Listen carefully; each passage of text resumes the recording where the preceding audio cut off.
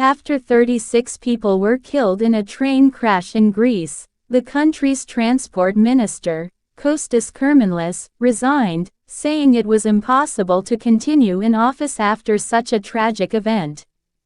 He said that he was accepting responsibility for the failures of the Greek state. Earlier, Greek Prime Minister Kyriakos Mitsotakis visited the accident site and promised to find out the causes of the accident.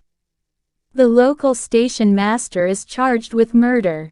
The death toll from a collision between a passenger train and a freight train near the northern Greek city of Larissa has risen to 36, while 66 others have been injured. The incident happened on Tuesday night, after which rescue and relief workers worked through the night to help the survivors. The passenger train had departed from Athens, the capital of Greece, and was heading to the city of Thessaloniki, with about 350 people on board.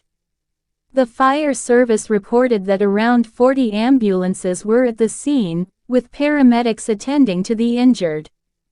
Rescue workers who worked through the night to find survivors described harrowing scenes. "We are evacuating people alive, injured," an aid worker told Greek state TV. "Among them are the dead. We are going through a great tragedy." The passengers who survived the accident have also given the details of the accident and escape from the train. "A 10-second nightmare. We heard a big explosion," one of the passengers, Stragios Mens, who survived, told Reuters news agency. "It was a 10-second nightmare. We were turning upside down in the train, then we fell sideways.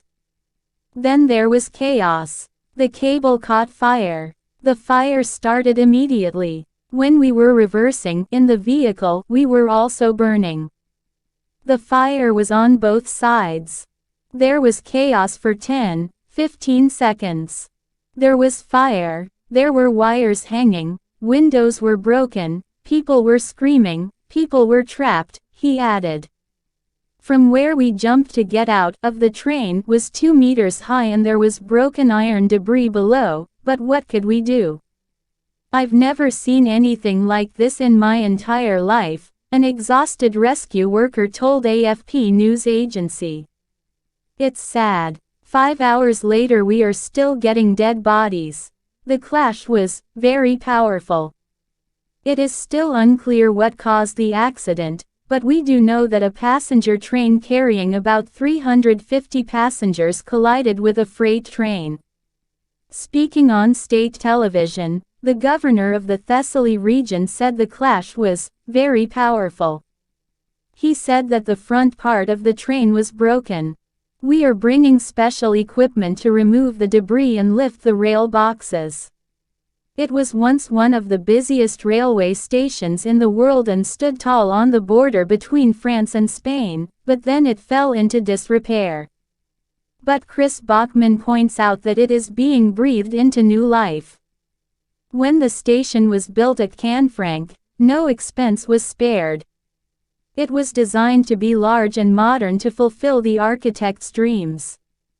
It was to be constructed of steel and glass, with a hospital, restaurant and housing for French and Spanish customs officers.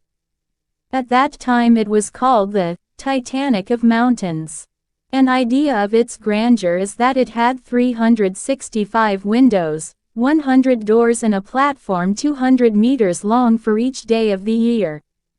It was built in a hill village with a population of 500 people. At the turn of the 20th century, the authorities of Spain and France planned to open their borders through the Pyrenees to allow more transport and trade.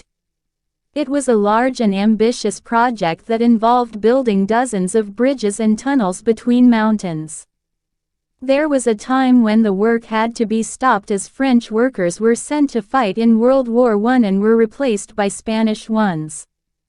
Therefore, the station could be developed on the Spanish side, but one of its platforms is still considered to be French territory, where there is a kind of French embassy. French police and customs officials began sending their children to a French-language school that was set up in the village.